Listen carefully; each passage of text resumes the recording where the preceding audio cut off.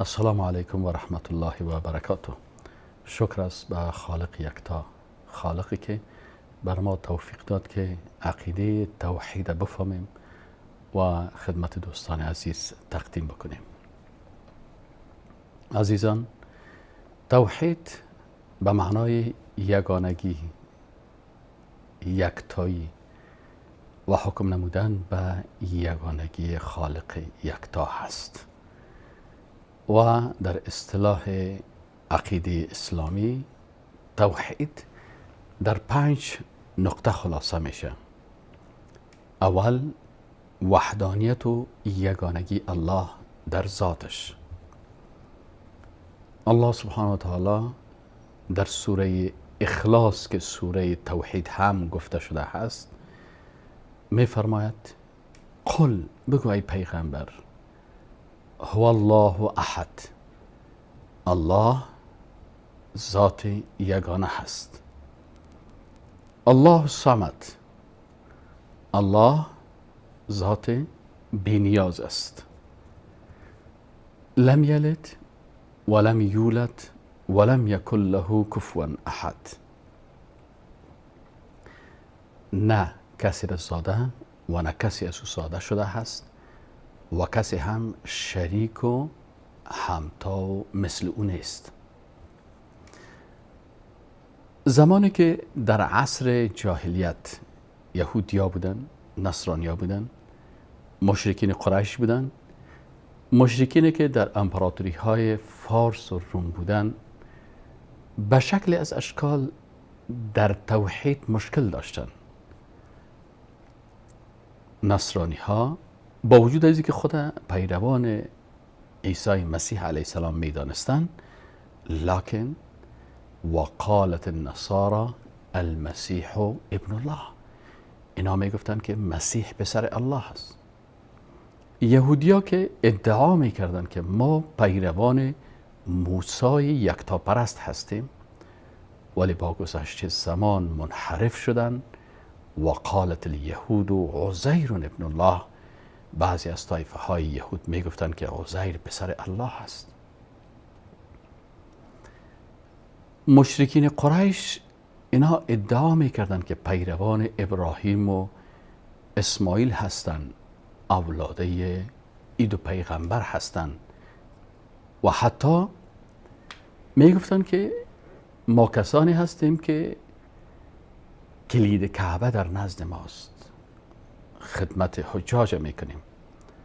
ولی ادعا میکردن که پیروان ابراهیم بت شکن هستند، ولی خودشان بت می ساختند و به بتها سجده میکردند.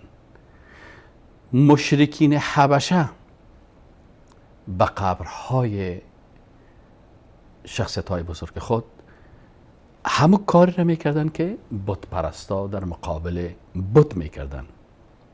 فرق بین مشرکین قبر پرست حبشه و مشرکین بت پرست قریش در همی بود که قریشی ها مجسمه اشخاص نیک ساخته بودن، پرستش میکردن، ولی در حبشه قبرهای از اونا را پرستش میکردن. یهود و نصارا هم لعنت شدن. لعن الله الیهود و النصارا اتخذوا قبور انبیائهم مساجد.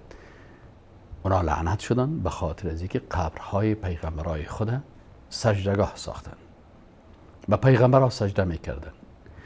در امپراتوری های فارس و روم مشکلشان ای بود که اونا در فارس قدیم ثنویت وجود داشت.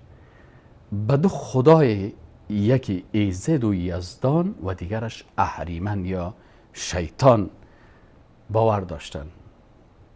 اونا ثنویت داشتن، به دو خدا باور داشتن و نصرانی ها تثلیث داشتن که به 3 خدا باور داشتن.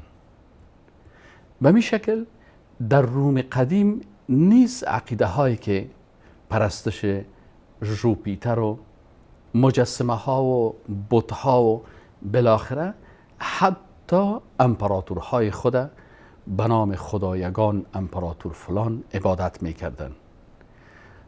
زمانی که رسول الله صلی الله علیه و سلم مبعوث شدند، مردم پیش رسول الله صلی الله علیه و سلم آمدند.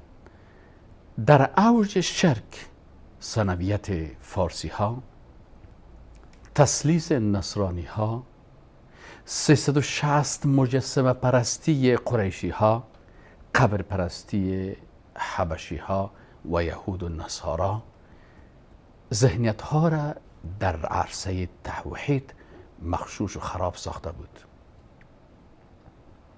آمدن پیش رسول الله صلی الله علیه و سلم و گفتن صف لنا ربک، تو پروردگارت برای ما توصیف کن. رسول اکرم صلی الله علیه و سلم منتظر وحی شد. جبریل می آید و با رسول الله صلی الله علیه و سلم پیام الهی را میاره که قل، بگو ای رسول الله صلی الله علیه و سلم، هو الله، او خالقی که ما او را پرستش میکنم، الله احد، ذات یگانه هست. در اینجا ثنویت فارسیان و تثلیث نصرانی ها از بین برده شد. الله الصمد. با این آیت قرآن او عقیده بت پرستا و قبر پرستا که ما نعبدهم الا لیقربونا الی الله از بین برده شد. الله نیازی به مقربین و نیازی به سکرتر و رئیس دفتر و بادیگارد ندارد تا به نزد مقربین از او برویم و یا او را به پادشاه ها تشبیه کنیم. الله الصمد. اعتقادات بت پرستی و قبر پرستی از بین برده شد. لم یلد ولم یولد. اعتقادات کسانی که عزیر پسر الله و یا مسیح پسر الله می دانستند و یا هم مریم مادر الله می دانستند، این اعتقادات از بین برده شد. ولم یکن له کفوا احد. و کسانی که بتها و مجسمه ها و قبرها را شریکان الله می دانستند، اعتقادات از اونها هم از بین برده شد و سوره اخلاص امی پیام خود بیان کرد که قل هو الله احد الله الصمد لم یلد ولم یولد ولم یکن له کفوا احد.